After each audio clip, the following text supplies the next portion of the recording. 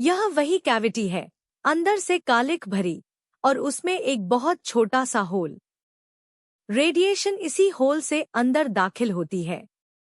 अंदर जाते ही वो एक दीवार से टकराती है, फिर दूसरी से, फिर तीसरी से बाउंस करती चली जाती है, और हर टक्कर पर कालिख उसका कुछ हिस्सा निगल लेती है, इसलिए वो कमजोर से कमजोर होती जाती है। होल इतना छोटा है कि बाहर का रास्ता उसे मिलता ही नहीं, यानी अंदर आई हुई रेडिएशन कैविटी में ट्रैप्ड हो जाती है। अब इसी कैविटी को गर्म कीजिए, और इतना गर्म कीजिए कि इसका टेम्परेचर बहुत ऊंचा हो जाए। अब यह खुद रेडिएशन छोड़ने लगती है, और किसी एक वेवलेंथ पर नहीं, हर वेवलेंथ पर। इसी को ब्लैक बॉडी रेडिएशन कहते हैं। और इस रेडिएशन का पैटर्न सिर्फ ब्लैक बॉडी के टेम्परेचर पर डिपेंड करता है, किसी और चीज पर नहीं। टेम्परेचर जितना बढ़ता जाएगा, यह जितनी एनर्जी छोड़ती है वो भी उतनी ही बढ़ती जाएगी। अब इस रेडिएशन की इंटेंसिटी को उसकी वेवलेंथ के मुकाबले प्लॉट करते हैं।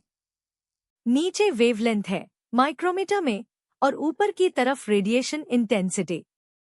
बीच वाली रंगीन पट्टी विजिबल लाइट है, उससे बाईं तरफ अल्ट्रावायलेट है, यानी छोटी वेवलेंथ्स, और दाईं तरफ इंफ्रारेड, यानी लंबी वेवलेंथ्स। पहला कर्व 2000 केल्विन का है, इसका पीक यहाँ इंफ्रारेड में पड़ता है। 3000 केल्विन, कर्व ऊपर उठ गया और उसका पीक बाईं तरफ खिसक गया। 4000 केल्विन, और ऊंचा, और पीक और बाईं तरफ। और 5000 केल्विन पर पीक विजिबल रेंज के अंदर आ जाता है। अब इन चारों पीक्स को एक लाइन से मिला दीजिए। यही फिगर 21.4 है, आपकी किताब वाला। अब टेम्परेचर को लगातार बढ़ाते हैं और कर्व को देखते रहते हैं। यह नीला डॉट कर्व का पीक है, और यह डैश्ड लाइन उस वेवलेंथ को दिखा रही है जहां रेडिएशन सबसे ज्यादा है। इसे लैम्डा मैक्स कहते हैं।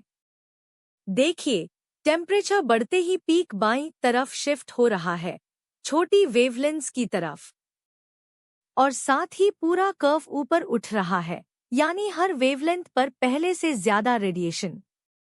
यानी ज्यादा गर्म ब्लैक बॉडी ज्यादा एनर्जी छोड़ता है और छोटी वेवलेंथ्स पर छोड़ता है। अब किताब का डू यू नो बॉक्स।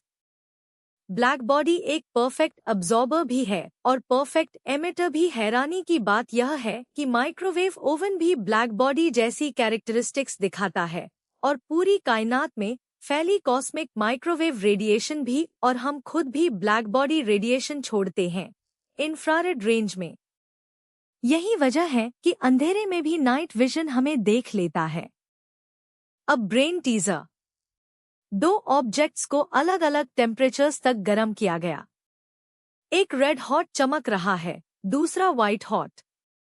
इनमें ज्यादा गर्म कौन सा है और क्यों? पहले रेड हॉट ऑब्जेक्ट को देखिए, और अब व्हाइट हॉट कोडोट। अब देखते हैं कि दोनों कौन कौन से रंग छोड़ रहे हैं। रेड हॉट ज्यादातर लंबी वेवलेंथ्स छोड़ रहा है। व्हाइट हॉट पूरी विजिबल रेंज छोड़ रहा है, उसका पीक छोटी वेवलेंथ्स पर है। और जब सारे रंग एक साथ आंख तक पहुंचते हैं तो वो सफेद दिखते हैं, इसलिए व्हाइट हॉट ऑब्जेक्ट ज्यादा गर्म है। एक बार दोहरा लीजिए। छोटे होल से अंदर गई रेडिएशन कैविटी में ट्रैप हो जाती है, और गर्म करने पर वही कैविटी हर वेवलेंथ पर रेडिएशन छोड़ती है। यही ब्लैक बॉडी रेडिएशन है, और इसका पैटर्न सिर्फ टेम्परेचर पर डिपेंड करता है। टेम्परेचर बढ़ने पर एमिट होने वाली एनर्जी बढ़ जाती है, और कर्व का पीक छोटी वेवलेंथ्स की तरफ शिफ्ट हो जाता है।